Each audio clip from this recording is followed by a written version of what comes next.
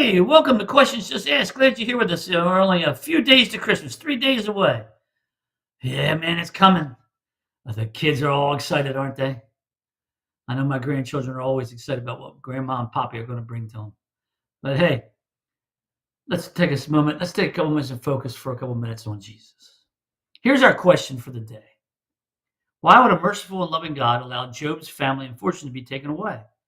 Why would he ask Abraham to sacrifice his son? Well, first of all, this question is obviously asking, why do God's people have to suffer under the name of God? That's clear. But let me answer the question straight up. He is merciful and he is loving.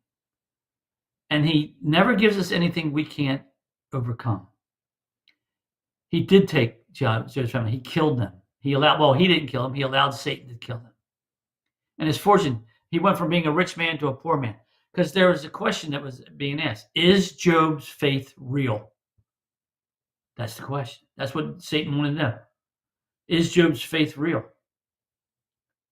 And so God said, yeah, you can take all that away. Let's see how it is. Because Jesus knew his faith was real and that he would not turn his back on the loving God. And Job didn't. Job held firm, fast. Listen, it doesn't mean that Job didn't suffer. He had boils at one point over his whole body. Boils over his whole body. Lost his children, his many children. Lost his fame, lost his fortune. And he's stuck with 3 advisors that were not godly at all. They were the health and wealth people. They said that he sinned. Now I need to do his repentance. I don't even know what I did. And listen, the story of Job scares me a little bit. Because Satan went before God and said, I don't know about this Job. God said, well, go ahead, give him a trial. I hope I'm never brought up before God by Satan. I'm not sure.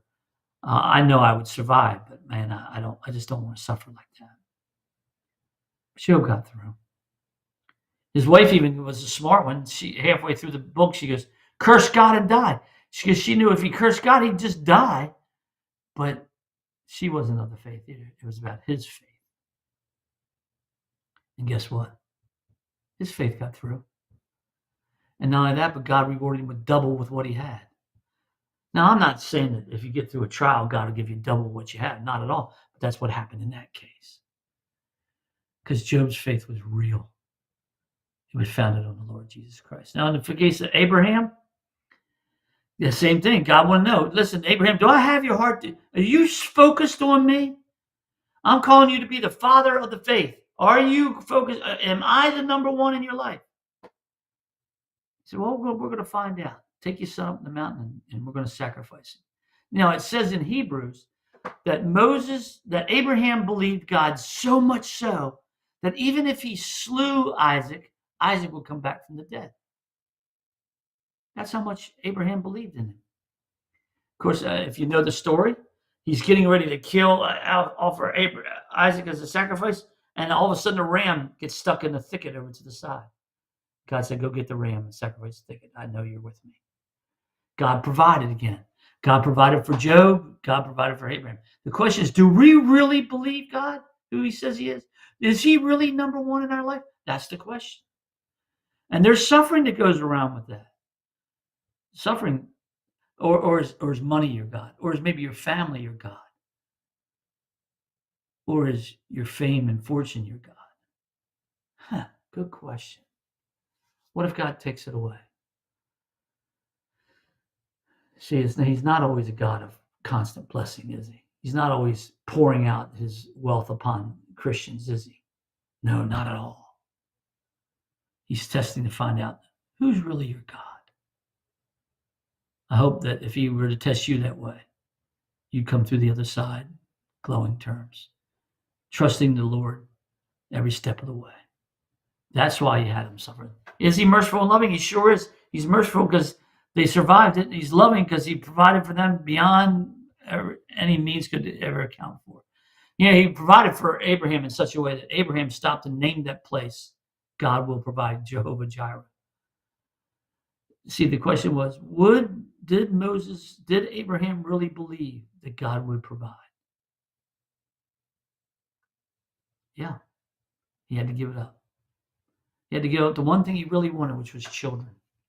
And from there, Abraham begat Isaac, Isaac begat Jacob and Esau. Jacob goes on to become the father of Israel with all the children of the tribes of Israel, the 12 tribes of Israel. Amazing, isn't it? That's what God does. God doesn't work in calculated formulas. He works in amazing ways. You can't help but give him the glory. Question is, does he have your heart? Does he have all your heart?